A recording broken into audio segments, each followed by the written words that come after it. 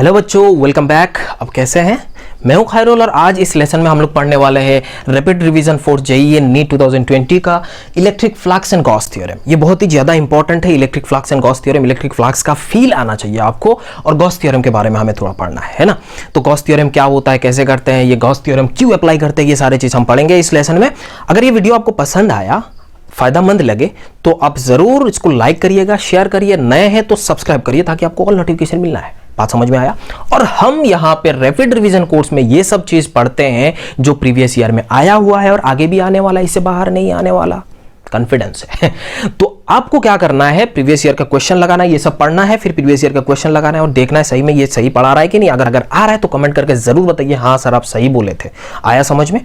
Okay, दूसरी बात यहां पे है, अगर आप प्रीवियस लेक्चर में हमने जो भी पढ़ा था, इलेक्ट्रिक फील्ड के बारे में पढ़ा था, इलेक्ट्रिक फील्ड क्या होता है, effect of electric field on a moving charge, फिर टाइम पीरियड कैसे निकालना है, जी इफेक्टिव निकालना है, ये सारे चीज, प्रोजेक्टाइल मोशन, अगर एक चार्ज को हम प्रोजेक्ट करें तो उस सिचुएशन में क्या क्या होता है, कैसे कैसे हम इसको सॉल्व करते थे, ये सारे चीज हम प्रीवियस क्लास में पढ़े थे, प्रीवियस लेक्चर में ये सब पढ़े थे। अगर आप वो देखना चाहते तो आई बटन, बात समझ में आया। और स्ट्रेटेजी का वीडियो अगर देखना चाहते हो, अगर आप नीट एस्पिरेंट से, तो मैंने एक स्ट्रेटेजी बनाया हुआ है, उस स्ट्रेटेजी को आप देख सकते हो। मैंने कैसे कैसे बोला था, कौन कौन सा चैप्टर को आपको पढ़ना है, ये सब चीज़ मैंने आपको बताया कैसे पढ़ना है, बात समझ में आया, तो वो देखिएगा। तो चलिए शुरू करते हैं।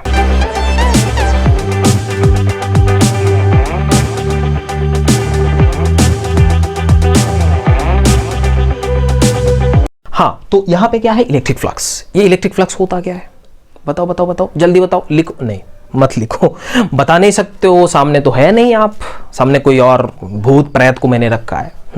ओके, तो इलेक्ट्रिक फ्लक्स ये होता है एक्चुअल में, यहाँ पे एक group of electric field lines passing through a surface, उसको हम लोग क्या बोलते हैं, इलेक्ट्रिक फ्लक्स बोलते हैं। एक सरफेस को जितना इलेक्ट्रिक फील्ड लाइंस क्रॉस कर रहा है उसको हम लोग इलेक्ट्रिक फ्लक्स बोलते हैं। बात समझ में आया? तो सीधा लिखना है group of electric field lines passing through a surface, passing through a surface, उसको हम लोग इलेक्ट्रिक फ्लक्स बोलते हैं। जैसे कि आप बोल सकते हो ये एक सरफेस है, मानो कि ये एक सरफेस है हमारा, ये सरफेस है, तो ये इधर इलेक्ट्रिक फील्ड लाइंस पास कर रहे होंगे, इलेक्ट्रिक फील्ड ये है और इसका एरिया मान लेते हैं S है। बात समझ में आया? तो इस सिचुएशन में जो electric field multiplied by that S equals to क्या होता है, फ्लक्स होता है। अब यहां से आप ये कंफ्यूज मत होना, मैंने क्रॉस प्रोडक्ट लिखा, मैंने कुछ नहीं बोला, ये दोनों का मैग्नीट्यूड को ही बोला जाता है। अगर ये सरफेस थोड़ा इंक्लाइंड है, अगर ये सरफेस थोड़ा इंक्लाइंड है, मानो ऐसे इंक्लाइंड है वो सरफेस, तो इधर तो आप जा रहे हैं, इलेक्ट्रिक फील्ड लाइन से अंदर की डायरेक्शन पे है ना, ऐसा बोल सकते हो आप, इसको ऐसा बोल लो, तो ये है ऐसे जा रहा है। तो अब इसको दो कंपोनेंट में रिजोल्व कर सकते हो, एक इस डायरेक्शन पे, एक परपेंडिकुलर डायरेक्शन पे। जो परपेंडिकुलर डायरेक्शन, इसको आप जैसे 16 देते हो, मानो ये है और दूसरा सरफेस ये है, इस सरफेस को, इधर वाला सरफेस जो सुलाया हुआ सरफेस है, वो सरफेस को तो ये क्रॉस ही नहीं कर रहा है, बात समझ में आ रहा है, इसको ही क्रॉस कर रहा है। किसको क्रॉस कर रहा है, ये वाला, इस सरफेस को क्रॉस नहीं कर रहा है, तो इसको passing through electric flux through this equals to बटन वाला सेस इक्वल्स टू 0। लेकिन यहां पे जो भी होगा वो क्या होगा, इलेक्ट्रिक फ्लक्स इक्वल्स टू, आप बोल सकते हो जो परपेंडिकुलर सरफेस है वो E इंटू दैट S, और यहाँ पे S cos थीटा, क्योंकि हमने इसका कंपोनेंट रिजोल्व करा था, तो आप बोल सकते हो E डॉट S। तो अब अगर आपको ये सब चीज, ये सब आपने देख लिया, तो आपको ये बोल सकते हो कि जो इलेक्ट्रिक फ्लक्स है वो होता है dot product of electric field and area vector. आप एरिया वेक्टर आप जानते हो, एरिया वेक्टर दो, ये सरफेस है मानो, इसके इस डायरेक्शन पे भी एक एरिया होता है, इस डायरेक्शन पे भी एरिया होता है। एरिया इज अ वेक्टर जो नॉर्मल टू दैट सरफेस होता है, दोनों डायरेक्शन पे हो रहा है, बात समझ में आया? अब इसको थोड़ा और इलेबोरेट करूंगा मैं, इसको देखो आप, ऐसा मैं बोल सकता हूं, मानो कि आपको बोला कि electric flux passing through cylindrical surface, passing through a cylindrical surface, मानो कि ये एक सिलेंडर है, ऐसा एक सिलेंडर मैंने बोला। अब इससे इलेक्ट्रिक फील्ड इस डायरेक्शन पे ऐसा है, इलेक्ट्रिक फील्ड ये यूनिफॉर्म इलेक्ट्रिक फील्ड है, ये जो मैंने अभी बोला, तो ये यूनिफॉर्म के लिए बोल रहा हूँ सब कुछ। अब यूनिफॉर्म इलेक्ट्रिक फील्ड ऐसे पास कर रहा है, तो अब इसका सरफेस क्या है, अगर इसका सरफेस आप देखना चाहते हो तो ना, तो ये बीच में एक ऐसे सरफेस बना लो, तो ये वाला सरफेस हो गया। अब ये सरफेस को जितना क्रॉस करेगा उतना ही हो जाएगा, तो आप बोल सकते हो electric field equals to electric field multiplied by area of this, ये एरिया ऑफ दिस S। अब यहां से देखो इलेक्ट्रिक फील्ड का डायरेक्शन ये है, सॉरी ये एरिया वेक्टर का डायरेक्शन है, क्योंकि सरफेस का परपेंडिकुलर है, तो आप इसमें पॉजिटिव भी बोल सकते हो। अब देखो ये E equals to E into S का वैल्यू क्या है 2 इंटू आर। 2r मतलब ये सरफेस जो आपने बनाया था वो डायमीटर जैसा है, डायमीटर इसका ब्रेथ कौन सा है, डायमीटर हो गया, तो 2r इंटू अगर ये सिलेंडर का लेंथ l है तो आप बोल सकते हो सिलेंडर। तो ये हो गया आपका flux passing through this much value. इतना समझ में आया है कि नहीं? अगर मैं यहाँ पे नॉन यूनिफॉर्म का बात करूं, किसका बात करूं, नॉन यूनिफॉर्म, ये यूनिफॉर्म नहीं है, नॉन यूनिफॉर्म की बात करूं तो उस सिचुएशन में क्या होगा, नॉन यूनिफॉर्म का फ्लक्स होता है F E equal flux equals to integration D E into D S. ये डी एस मतलब एक छोटा सा एरिया आपने पकड़ा, एलिमेंटल एरिया पकड़ा, फिर इसको इंटीग्रेट करा, फिर टोटल आपको फ्लक्स मिलता है। तो ये होता है नॉन यूनिफॉर्म के लिए। कोई भी नॉन यूनिफॉर्म सरफेस है, मानो कि ऐसा एक सरफेस है, ऐसा है, इलेक्ट्रिक फील्ड यहाँ पे ऐसा है, यहाँ पे ऐसा है, यहाँ पे ऐसा है, कुछ भी हो सकता है। तो ये डॉट प्रोडक्ट है ना, तो ई डॉट मतलब E D S cos theta आपको लिख के फिर इसको इंटीग्रेट करना है और फिर आपको टोटल फ्लक्स मिल सकता है। बात आई होप समझ में आ गया। यहाँ पे क्या करना है का कोशिश करा मैंने। अगर यहाँ पे और अच्छा से चीज़ देखना चाहते हो, कभी कभी आपको पासिंग थ्रू आप थोड़ा कंफ्यूज हो जाते हो कि मैं बोल सकता हूँ कि ये जो इलेक्ट्रिक फ्लक्स है वो पॉजिटिव नेगेटिव दोनों होता है।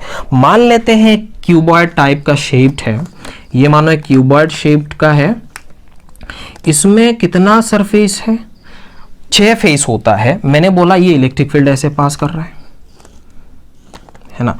तो दूसरा पेन ले लेते हैं। अब यहाँ पे एक सरफेस है और अंदर में एक सरफेस है। इस सरफेस का एस का डायरेक्शन ये है, इलेक्ट्रिक फील्ड तो ये है ना। तो इसमें जो आउट है, फ्लक्स आउट इक्वल्स टू, आप बोल सकते हो flux out through this cuboid E dot D S या फिर ई डॉट एस। अब यहां से ये दोनों का एंगल कितना है, 0 डिग्री, तो आप बोल सकते हो ई एस। अब यहां से देखा जाए तो इसका एरिया का डायरेक्शन, बाहर के डायरेक्शन इस डायरेक्शन पे है और इलेक्ट्रिक फील्ड इस डायरेक्शन में, तो 180 डिग्री हो गया। तो Q E equals to E into S और फिर यहाँ पे माइनस आएगा क्योंकि cos 180 degree equals to minus, हम जानते हैं। बट अगर आपको पूछा कि फ्लक्स पासिंग थ्रू कितना होगा, flux passing through, that is आप बोल सकते हो कि मैग्नीट्यूड ऑफ इन या फिर मैग्नीट्यूड ऑफ आउट, तो दोनों का वैल्यू क्या है, ई एस लगा दो, बस ये खत्म हो गया। तो आई होप आपको ये समझ में आ गया फ्लक्स का कॉन्सेप्ट। अभी हम लोग गॉस थ्योरम के बारे में पढ़ते हैं थोड़ा। हाँ तो बच्चों, गॉस थ्योरम यहाँ पे हम लोग पढ़ने वाले हैं। गॉस थ्योरम हम लोग एक्चुअली अप्लाई करते हैं कि जैसे कि इलेक्ट्रिक फील्ड, अब वो पूछ रहा है किसी स्फेयर का पूछ रहा है या फिर किसी रॉड का पूछ रहा है या फिर ऐसे बहुत कॉम्प्लेक्स टाइप का क्वेश्चन जब पूछता है, तो उस सिचुएशन में हम लोग गॉस की इम्प्लीमेंटेशन यहाँ पे हम लोगों को काम आता है, क्योंकि गॉस ऐसा एक न्यूमेरिकल टूल है, आप टूल बोल सकते हो, कि उसको बहुत आसानी से इलेक्ट्रिक फील्ड निकाल देता है। तो अकॉर्डिंग टू गॉस थ्योरम क्या बोला जाता है, जो इलेक्ट्रिक फ्लक्स है, नेट इलेक्ट्रिक फ्लक्स आउट जो पास करेगा, आउट निकलेगा, वो equals to Q in divided by epsilon not. Q in मतलब क्यू एनक्लोज्ड, जो भी चार्ज एनक्लोज है, एंड दैट्स हम लोग जानते हैं जो फ्लक्स है, फ्लक्स इक्वल्स टू होता है फॉर एनी क्लोज्ड सरफेस, तो E डॉट डी एस इसका क्लोज इंटीग्रल का किया जाए तो वो हमारा ये मिलता है। सो आप बोल सकते हो close integral of E dot D S equals to Q enclosed divided by epsilon naught. अब यहाँ से बात आता है ये इलेक्ट्रिक फील्ड। ये इलेक्ट्रिक फील्ड एक्चुअली जितना चार्ज है, ऐसा नहीं कि जो एनक्लोज चार्ज है उसके लिए ही इलेक्ट्रिक फील्ड है। इलेक्ट्रिक फील्ड जितना चार्ज उस पर प्रेजेंट है उस सिस्टम में, वो सारे चार्ज के लिए जो इलेक्ट्रिक फील्ड होता है वो हम लोग यहाँ पे पढ़ते हैं। जैसे कि आप देख सकते हो, मानो कि यहाँ पे Q1 चार्ज है, यहाँ पे Q2 चार्ज है, यहाँ पे Q3 चार्ज है और यहाँ पे Q4 चार्ज है, और आपका जो सरफेस है, क्लोज सरफेस यहाँ पर है। तो अब का जो इलेक्ट्रिक फील्ड अब यहाँ से लिखते हो, इलेक्ट्रिक फील्ड डॉट ये equals to Q in divided by epsilon naught. तो ये क्यू इन में आ जाएगा Q1 plus Q2 plus Q3, मतलब ये जो क्लोज सरफेस है उसमें टोटल चार्ज कितना है वो, और ये इलेक्ट्रिक फील्ड वो सारे चार्ज के लिए Q1 Q2 and Q1 Q2 Q3 and Q4 जितना चार्जेस है सबके लिए इलेक्ट्रिक फील्ड है। बात समझ में आ रहा है? तो ये इलेक्ट्रिक फील्ड सिर्फ और सिर्फ एनक्लोज चार्ज के लिए नहीं, ये जितना चार्ज प्रेजेंट है वो सब के लिए है। बात समझ में आया? तो ये आपको ध्यान में रखना है, ये इलेक्ट्रिक फील्ड सब के लिए है। तो यहाँ पे 4 पॉइंट मैंने आपको ट्रू एंड फॉल्स के तौर पे आपको बताना है। तुरंत ये क्वेश्चन देखिए, मैं बताऊंगा, बताने के बाद आप तुरंत पॉज करके अपना कमेंट करिएगा, आंसर दे दीजिएगा। 1 2 4 फॉल्स होगा तो फॉल्स, ट्रू होगा तो ट्रू बता सकते हैं। अगर नेट फ्लक्स इक्वल्स टू 0 है तो इलेक्ट्रिक फील्ड 0 है, ये जरूरी है क्या? इंप्लाइज ये इक्वल्स टू ये, अगर ऐसा दिया हुआ है तो ये ट्रू होगा या फॉल्स होगा, या फिर electric field equals to 0 everywhere on closed surface, so आप बोल सकते हो फ्लक्स इज जीरो। ये ट्रू और फॉल्स ये भी आपको बताना है। अगर electric field is zero implies q in is zero, ये ट्रू है या फॉल्स है, या फिर क्यू इन इज जीरो तो इसका मतलब इलेक्ट्रिक फील्ड इज जीरो। जल्दी पॉज करिए और जल्दी से आप मेरे को कमेंट करके बताइए। हाँ, तो आपने तो कमेंट कर दिए होंगे। अब देखो यहाँ पे जब फ्लक्स जीरो है, जब फ्लक्स जीरो होता है तो इसका मतलब ये क्यू ये जीरो होगा क्या? ये जीरो नहीं होगा, क्योंकि मैंने यहाँ पे बताया फ्लक्स जीरो, इसका मतलब क्यू इन यहाँ पे जीरो। मान लो यहाँ पे चार्ज है ही नहीं इक्वल टू जीरो, तो आप बोल सकते हो कि ये इलेक्ट्रिक फील्ड जीरो नहीं है। इलेक्ट्रिक फील्ड इसका मतलब अगर ये एनक्लोज सरफेस में कोई चार्ज नहीं है लेकिन इलेक्ट्रिक फील्ड तो उसके पास होगा। फ्लक्स नहीं है, फ्लक्स जीरो, इसका मतलब एनक्लोज चार्ज नहीं है, इसका मतलब एनक्लोज चार्ज नहीं है बट इलेक्ट्रिक फील्ड जीरो, ये जरूरी नहीं है। तो इसका मतलब इसका आंसर होएगा फॉल्स। दूसरा, electric field is zero everywhere, इसका मतलब क्लोज सरफेस में तो फ्लक्स जीरो है क्या? ऑब्वियस बात है, ये ट्रू होगा, है ना, क्योंकि इलेक्ट्रिक फील्ड जीरो है तो आप बोल सकते हो ये ट्रू है। अब अगर देखा जाए कि इलेक्ट्रिक फील्ड इज जीरो, मान लो यहाँ पे इलेक्ट्रिक फील्ड इज जीरो, तो एनक्लोज चार्ज कितना होगा? जीरो है, ऑब्वियस बात है, ये ट्रू है। ये फॉल्स है, इलेक्ट्रिक जो भी चार्ज एनक्लोज इज जीरो, इसका मतलब ये जीरो, ये जरूरी नहीं है, इसका मतलब ये भी फॉल्स है। तो आई होप आपको ये सारे के सारे पार्ट समझ में आ गया होगा। मैंने क्या बोला था आपने कमेंट भी करा होगा। अगर जिन लोगों ने करेक्ट किया उन लोगों के लिए कॉन्ग्रेचुलेशंस। आगे बढ़ते हैं। मानो कि एक एनक्लोज्ड, ऐसा 3 एनक्लोज्ड है। यहाँ पे देखो एक हेमिस्फेयर टाइप का है और उसके नीचे तुरंत बाहर मैंने एक ईल क्यू रख दिया, एक चार्ज रख दिया, तो इसके कारण फ्लक्स कितना होगा? ये फ्लक्स क्रॉस कितना करेगा? ये जीरो है, क्योंकि चार्ज एनक्लोज इज जीरो। यहाँ पे देखो ये ऐसा इसमें सरफेस में लगभग बोल सकते हो, तो इसके लिए यहाँ पे फ्लक्स कितना होगा? Flux out equals to Q divided by epsilon naught, क्योंकि ये एनक्लोज चार्ज अंदर इतना ही है, टोटल चार्ज ही है। अगर इसको देखा जाए तो ये एनक्लोज नहीं है, तो इसको एनक्लोज करने के लिए आप इसको अगर एक होल पूरा स्फीयर बना लोगे और ये तो चार्ज आपका सेंटर पे है, तो आधा इधर जाएगा और आधा इधर आएगा, तो हमें ये चाहिए, इसका मतलब Q divided by epsilon not into half. ये बात समझ में आ गया? आई होप ये भी समझ में आ गया। दूसरा एक क्वेश्चन आपको बता देता हूँ, इलस्ट्रेशन ही है वो। मानो कि एक स्क्वायर प्लेट है या फिर एक सरफेस है, स्क्वायर है जिसका साइड ए है।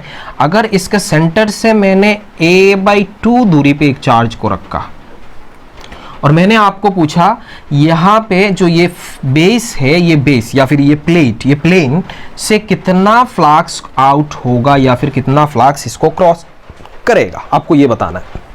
तो ये क्या कर सकते हैं, तुरंत आप सोचो, पॉज करके सोच लिया। तो देखो यहाँ पे मैं क्या कर सकता हूँ, ये एक ऐसा है तो इसको मैं क्यूब बना सकता हूँ। देखो ऐसा एक क्यूब बना लिया मैंने, ऐसा क्यूब बना लिया, और ये a/2 दूरी पे इसका टोटल हाइट कितना होगा? a होगा। ये a/2 पे, इसका मतलब ये मिडिल पॉइंट पे है, मिड पॉइंट पे है। तो मिड पॉइंट पे है तो ये इलेक्ट्रिक फील्ड को बाहर निकलते हुए देगा, तो सारे सरफेस को सेम देगा क्योंकि ये सेंटर में है। हमें चाहिए सिर्फ बेस का टोटल। इसका अगर क्यूब का देखा जाए तो उसमें टोटल फ्लक्स होता है Q divided by epsilon not, but हमें एक फेस चाहिए और यहाँ पे कितना फेस है? 6 फेस है, तो एक फेस के लिए 1/6, इसका मतलब Q divided by 6 epsilon naught. तो आई होप आपको ये समझ में आ गया, ये कैसा है से हमने किया। अभी थोड़ा आप ये फ्लक्स के टाइम में आपको सॉलिड एंगल के कॉन्सेप्ट का जरूरत पड़ता है, तो हम लोग अभी सॉलिड एंगल के बारे में थोड़ा बहुत पढ़ लेते हैं, ठीक है? हाँ, तो बच्चों यहाँ पे हम लोग सॉलिड एंगल के बारे में बोलते हैं। सॉलिड एंगल क्या है? आप तो सॉलिड एंगल जानते हो ना? नहीं जानते हो? कोई बात नहीं, मैं आपको बताता हूँ।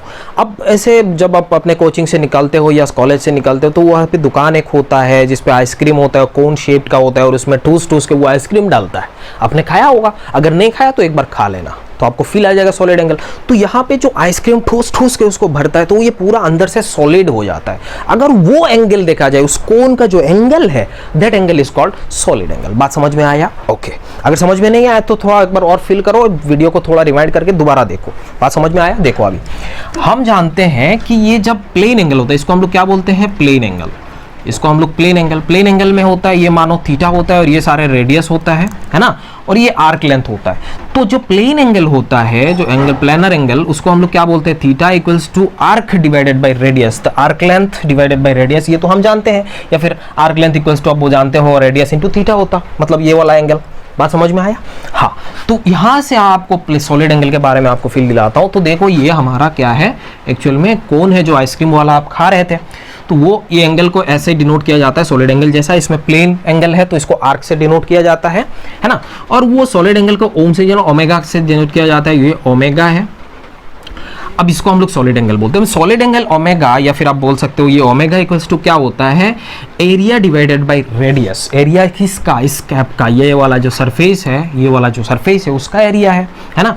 अब इसको हम लोग बोलते हैं, कुछ भी बोल सकते हो। अगर कभी कभी आपको ऐसा दिखता है कि मानो ये ऐसा है, ऐसा शेप का दिया हुआ है, मानो ऐसा है, ये एरिया का डायरेक्शन तो इधर है, लेकिन हमें कौन सा एरिया चाहिए, वो एरिया चाहिए जो उस सरफेस का एरिया चाहिए जो रेडियस के साथ परपेंडिकुलर है। तो ये सरफेस तो रेडियस के साथ परपेंडिकुलर नहीं है, तो इसका मतलब ये वाला सरफेस का एक कंपोनेंट बना लो, ये वाला आपका एक कंपोनेंट बन गया। इसका मतलब ये बन गया आपका डी ए कॉस थीटा। क्या बना ये, डी ए कॉस थीटा। तो आप बोल सकते हो ओमेगा हमेशा एरिया जो परपेंडिकुलर एरिया होता है divided by radius square, sorry यहाँ पे मैंने स्क्वायर नहीं लिखा, रेडियस स्क्वायर होता है ना। अब ये कौन सा है, डी ए कॉस थीटा। ये बात आई होप आपको समझ में आ गया होगा, मैंने क्या लिखा है यहाँ पे, स्क्वायर है। तो ये होता है हमारा सॉलिड एंगल। बट आपको ना जरूरत पड़ता है solid angle and plane angle का जो रिलेशन है, solid angle and plane angle का रिलेशन है। तो उस सिचुएशन में हमें क्या करना है, हम एक काम कर सकते हैं, जैसे एक स्फीयर है, मानो क्या है, एक स्फीयर है, वहां से हमने सॉलिड एंगल एक कोन ऐसे निकाला। तो इस सिचुएशन में ये वाला पार्ट को हमने क्या कर दिया, कट कर दिया। तो अब ये वाला एक्सिस से ये जितना काटा वो हमारा एक सेमी वर्टिकल एक्सिस है। ये क्या है, सेमी वर्टिकल एक्सिस है। और ये हमारा जो टोटल एंगल है उसको हम लोग बोलते हैं सॉलिड एंगल। हमें यहाँ से निकालना है ना। तो मैंने यहाँ से काट करके ये इसमें यहाँ पे पुट करा। अब देखो जो रिलेशन होता है ना, तो उसमें इंटीग्रल यहाँ पे आप इसको एक छोटा सा थीटा पे जाके, ये इसको क्या करना है, थीटा पे जाके डी थीटा काट लो, तो आपको एक रिंग शेप का दिखेगा। फिर उस रिंग को ला के इंटीग्रेट करके थीटा यहाँ से 0 टू अल्फा तक आपको क्या करना है, इंटीग्रेट करना है। फिर इसका टोटल कैप का जो एंगल है, तो कैप का जो एरिया है वो आपको टोटल एरिया मिल जाएगा। और वो एरिया डिवाइडेड बाय रेडियस करोगे तो आपको ये सॉलिड एंगल, ये वाला रिलेशन मिलता है। लेकिन मैं यहाँ पे पूरा डिटेल में नहीं जा रहा हूँ। अब यहाँ पे ओमेगा इक्वल्स टू क्या मिलता है, 2 पाई 1 minus cos alpha 1। Alpha is the semi vertical axis और ये होता है 2 पाई। अगर मेरे को पूरा चाहिए, पूरा एक स्फीयर का अगर मेरे को सॉलिड एंगल चाहिए, तो वो एंगल होता है हमारा 4 पाई। ये याद रखना, यहाँ पे क्या होता है, ये 4 पाई होता है। तो ये हमारा 4 पाई बन गया। तो अब देख सकते हो जितना एंगल दिया हुआ है, मान लो 30 डिग्री दे दिया, तो आप यहाँ से निकाल सकते हो कि इस 30 डिग्री के कॉरस्पॉन्डिंग यहाँ पे कितना होगा उसका सॉलिड एंगल वगैरह वगैरह, आप यहाँ से निकाल सकते हो। ये बहुत अच्छा कॉन्सेप्ट है और ये सॉलिड एंगल को लेके हम आगे जाते हैं। बट यहाँ पे आपको मैंने समझा दिया, कुछ क्वेश्चन में अगर आपको सॉलिड एंगल का जरूरत पड़े तो आप यहाँ से निकाल भी सकते हो। तो आई होप आपको ये समझ में आया। अगर अच्छी लगी, पसंद आई, तो आप जरूर वीडियो को लाइक करिएगा, शेयर करिए अपने दोस्तों के साथ, सब्सक्राइब करने ना भूलिएगा। मिलते हैं अगले लेक्चर पे, तब तक आप खुश रहिए।